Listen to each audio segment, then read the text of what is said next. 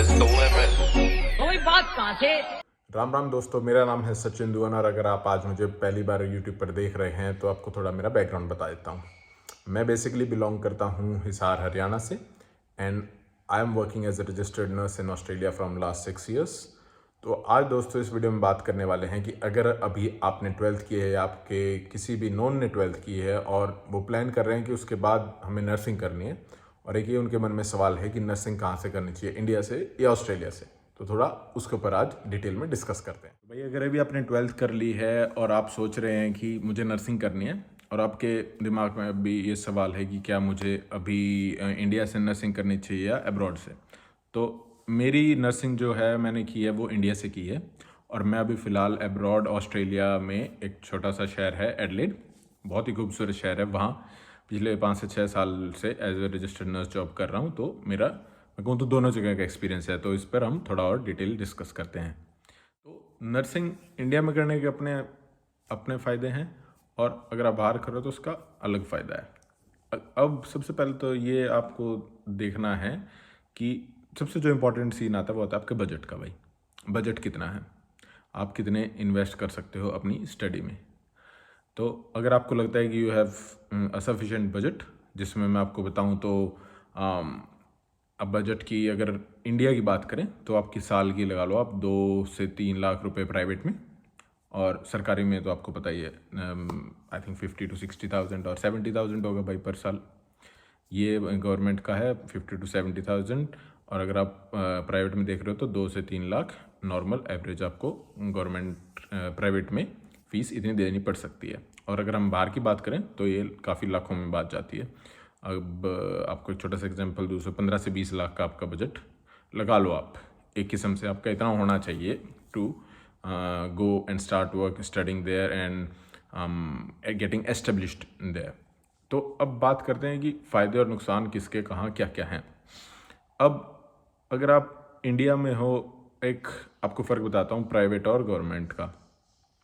अब गवर्नमेंट का जो सबसे अच्छा फ़ायदा या जो आपको पॉजिटिव पॉइंट हैं वो 2 मुझे लगते हैं गवर्नमेंट से करने के।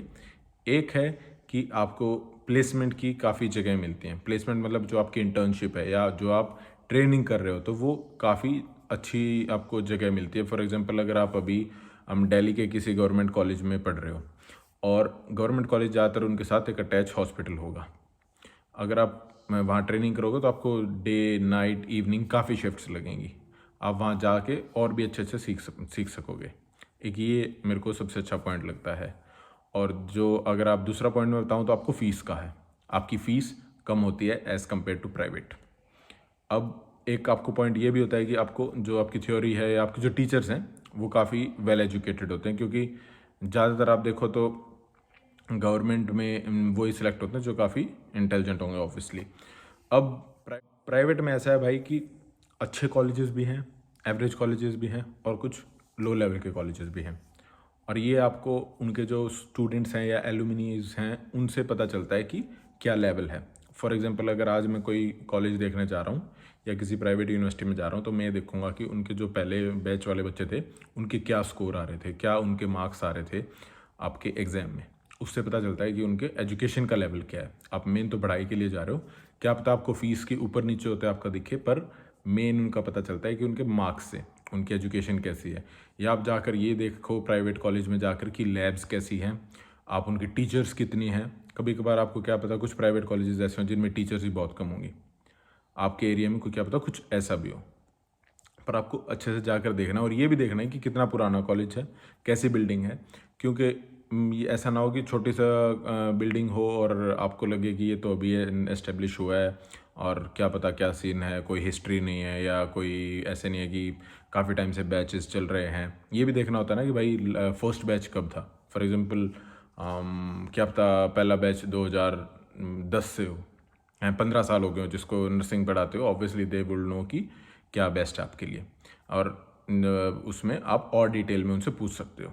हैं फ़ीस का देखो अपने अपने का हिसाब होता है, हर कॉलेज का अलग होता है। अगर आप हॉस्टल ले रहे हो तो हॉस्टल भी जाके देखो भाई, मेस देखो कैसा है, उनकी सिक्योरिटी कैसी है, उनका कम्युनिकेशन का सिस्टम कैसा है, कि पेरेंट्स को भी थोड़ा सेटिस्फेक्शन हो कि अपने बच्चों को अगर आप वहाँ हॉस्टल में छोड़ रहे हो तो आपके साथ कैसे बात होगी, या आप जब घर आ रहे हो तो आपको उनको कैसे पता चलेगा कि okay are kid is coming home, या जो हमारा बच्चा है वो घर आ रहा है, तो उनको कैसे पता चलता है। काफ़ी सारी चीज़ें होती हैं जो आपको जब आप एडमिशन लेने जाओ तो आपको देखना होता है।